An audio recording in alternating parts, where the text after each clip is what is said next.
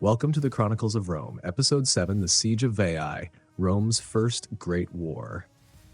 Before the legions crossed oceans and before senators debated laws in marble halls, Rome was not yet an empire. It was a single, defiant settlement on the Palatine Hill, a young city surrounded by enemies and uncertain of its future. Among the earliest and most dangerous of its rivals stood Veii. Veii was close, too close. Just 10 miles to the north, it sat across the Tiber River, perched on a ridge of volcanic rock.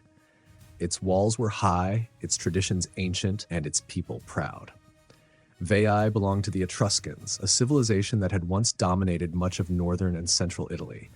They were Rome's neighbors, cultural mentors, and bitter competitors.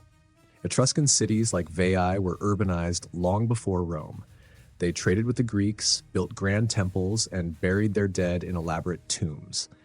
In many ways, Rome owed its early development to Etruscan influence, yet that same connection bred rivalry. And none of the Etruscan cities posed a greater threat than Veii.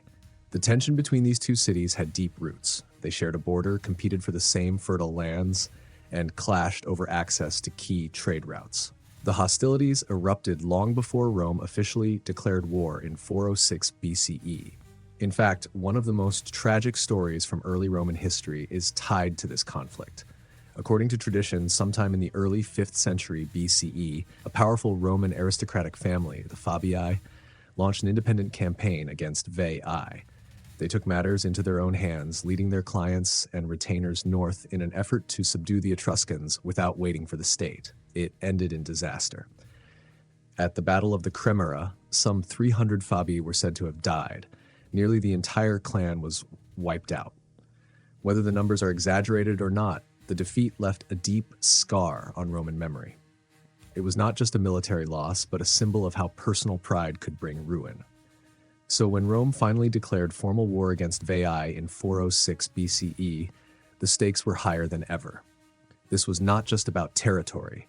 It was a war of vengeance, identity, and honor. This time, Rome would not settle for a raid or a seasonal campaign. This time, it would be a siege.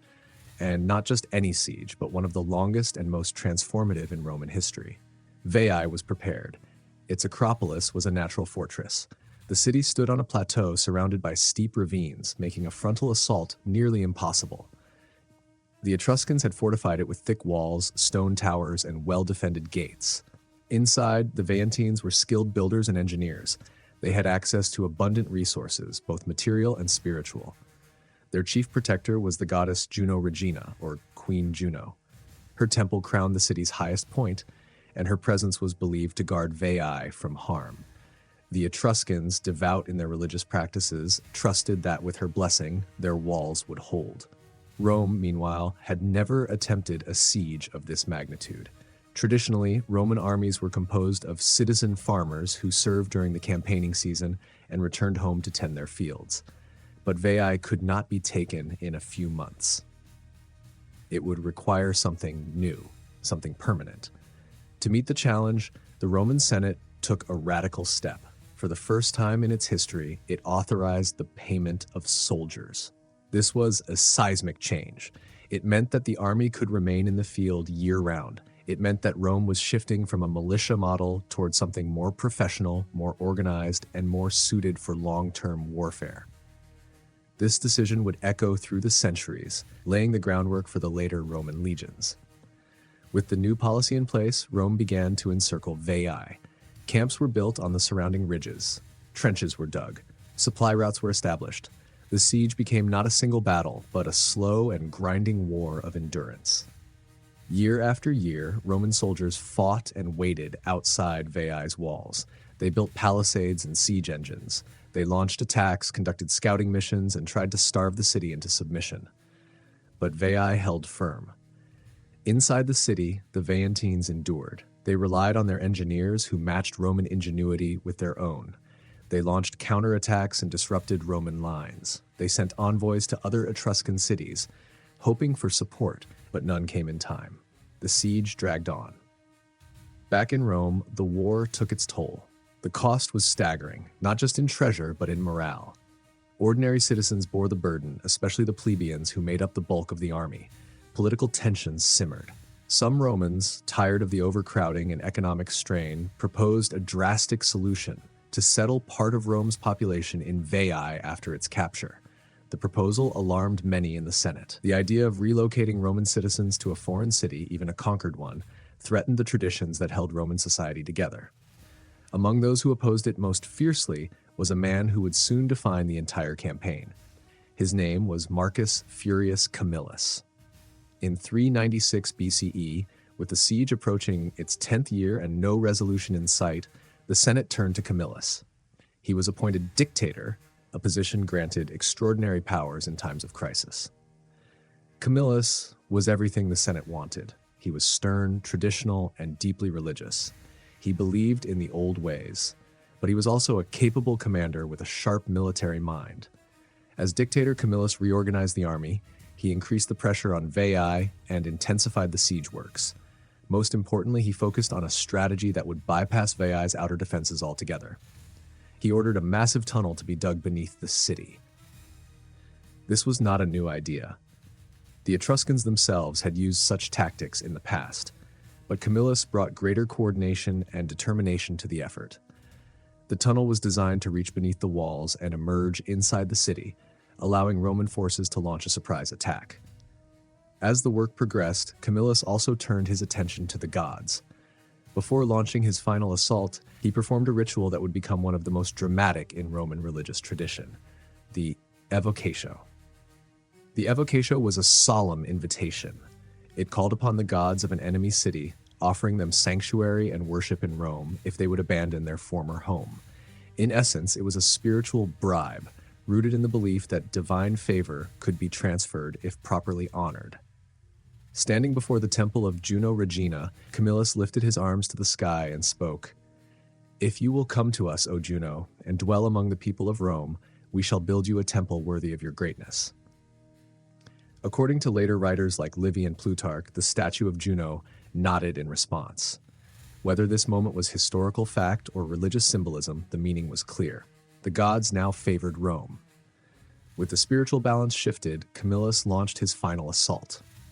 While Roman troops staged a diversion at the city gates, the tunnelers completed their work. A detachment of soldiers slipped beneath the walls and emerged inside Veii. The defenders were caught off guard. Fighting broke out in the streets. Temples and homes were overrun. In the chaos, the Roman forces opened the gates from within, allowing the main army to flood into the city. Veii fell. The sack was comprehensive. Roman soldiers seized treasure, art, and sacred relics. The statue of Juno Regina was carried from her temple and brought to Rome in solemn procession. A new temple was vowed to her on the Aventine Hill, one of the city's sacred heights long associated with the plebeians. It was a symbol of shared sacrifice and shared victory. But the impact of the victory went far beyond symbolism. Veii's lands were annexed. Its people were displaced or absorbed.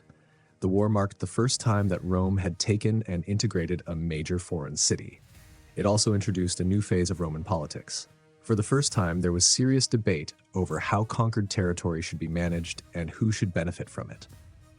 Camillus, in a gesture of religious devotion, took an extraordinary step. He dedicated a tenth of the spoils of Veii to the god Apollo, not in Rome, but in Delphi.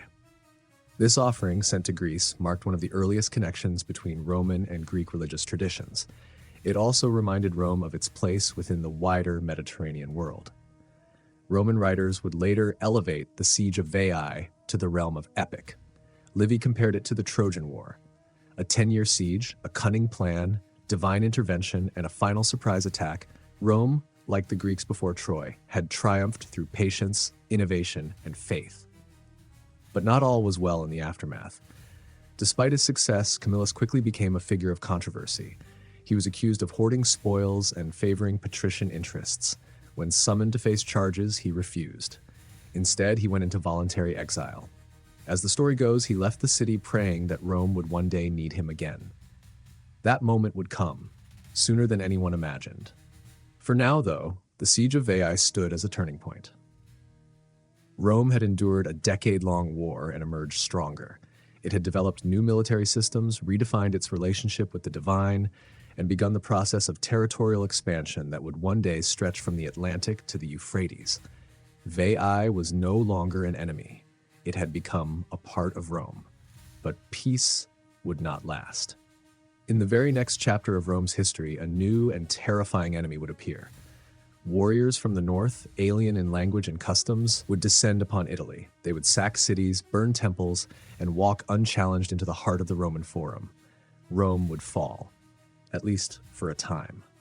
But remember this: before the flames, before the chaos, before the long shadow of defeat, there was a moment when Rome stood still, grimy, exhausted, and bloodied, atop the smoldering stones of a fallen enemy. That moment mattered, because Veii was not just a city, it was a crucible, a test of patience, of innovation, of faith, and of something far more dangerous: ambition. Rome passed that test. It did not break, it evolved, and in doing so, it became something new. But the next test will not wait. It will arrive with the crash of hooves and the howl of foreign tongues. It will come when the sky darkens with smoke and the gods fall silent, and no one will see it coming. This has been the Chronicles of Rome. Join us next time as the Gauls descend from the north and the Republic faces its darkest hour.